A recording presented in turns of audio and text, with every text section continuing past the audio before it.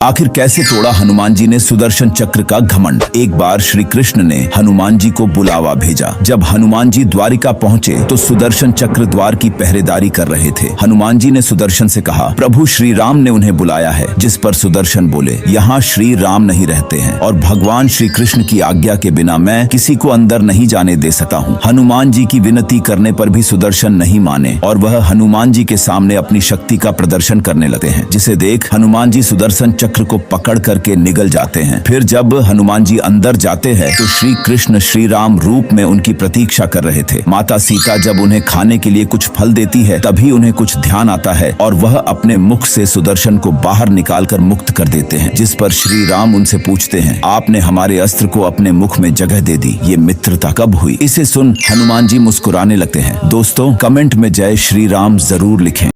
आखिर में क्या कारण था कि हनुमान जी को अपना सीना छीनना पड़ा? दरअसल जब राम जी ने रावण का वध करके अयोध्या वापस लौटे तब जाकर राम जी का राज्याभिषेक हुआ। तब जाकर राम जी ने सभी को कुछ न कुछ उपहार देते हैं। तब जाकर हनुमान जी का पारी आता है। तब जाकर माता सीता ने हनुमान जी को अपना बेशकीमती हीरा दे देती है। तब जाकर हनुमान जी उस हीरे को तोड़कर देखने लगते हैं कि हमारे प्रभु श्री राम का नाम है या नहीं। दरबार में सभी लोग अचंभित हो जाते हैं। तब जाकर लक्ष्मण जी कहते हैं, हनुमान जी आप ये क्या कर रहे हैं? तब जाकर हनुमान जी कहते हैं, हमारे लिए वह वस्तु किसी काम का नहीं जिसमें हमारे प्रभु श्री राम का नाम ना हो। तब जाकर लक्ष्मण जी कहते हैं, हनुमान जी आपके शरीर में भी प्रभु श्री राम का नाम नहीं है, इसको भी त्याग दीजिए। तब जाकर हनुमान जी कहते हैं, नहीं राम भैया, हमारे शरीर में प्रभु श्री राम का नाम है। तब जाकर हनुमान जी दरबार से थोड़ी दूर जाकर अपना सीना चीर देते हैं। उसमें राम जी और सीता जी का छवि दिखाई देती है। दरबार में सभी लोग अचंभित हो जाते हैं। तब जाकर लक्ष्मण जी माफी मांगते हैं। अगर वीडियो अच्छा लगी तो कमेंट में जय श्री राम जरूर लिखें।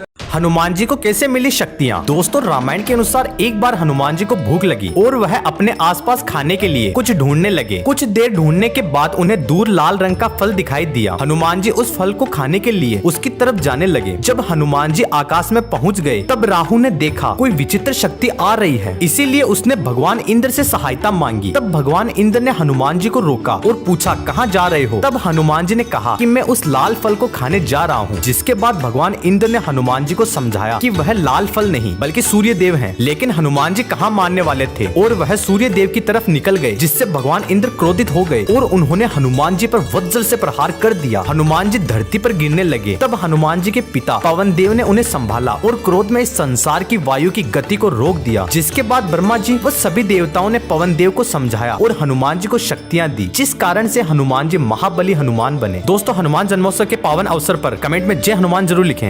आखिर रावण से बड़ा हनुमान जी का सिंहासन कैसे? जब मेघनाथ हनुमान जी को ब्रह्मास्त्र में बांध लेता है तो वह अत्यंत ही खुश होकर हनुमान जी को बंदी बनाकर रावण की सभा में पहुंचता है। वहाँ रावण की अत्यंत ही भव्य सभा लगी होती है। जब वहाँ हनुमान जी को रस्सी में बांधकर लाया जाता है तब रावण हनुमान जी को देखकर अत्यंत ही क्रोधित हो जाता है, क्योंकि उन्होंने उसके प्रिय पुत्र अक्षय कुमार का वध कर दिया था। फिर रावण बहुत ही अपमानजनक शब्दों का प्रयोग हनुमान जी के लिए करता है और कहता है कि इस उन्मुक्त पशु को तो कारागार में होना चाहिए और इसके स्वामी को मेरे चरणों में। इतना सुनते ही महाबली हनुमान जी अत्यंत ही क्रोधित हो जाते हैं और वह बहुत ही भयानक स्वर में जय श्री राम का जयघोष लगाते हैं और ब्रह्मास्त्र के बंधन को तोड़ देते हैं। जब वहाँ उपस्थित सभी लोग डर के मारे कांपने लगते हैं तब हनुमान जी रावण को अपना परिचय देते हैं और कहते हैं कि उनके लिए उचित आसन दिया जाए, जिससे वो अपने प्रभु श्री राम जी का संदेश उनको सुना सके। तब रावण ने कहा कि पशुओं को मेरी सभा में आसन नहीं दिया जाता, इसलिए वहीं जमीन पर बैठ जाओ। तब इसे हनुमान जी अपना अपमान समझ लेते हैं और अपनी पूंछ की मदद से एक भव्य सिंहासन का निर्माण कर देते हैं और कूद कर बैठ जाते हैं, जो रावण के सिंहासन से भी ऊंचा था। हनुमान जी के सच्चे भक्त चैनल को सब्सक्राइब करके कमेंट में जय बजरंगबली जरूर से लिख दें। धन्यवाद।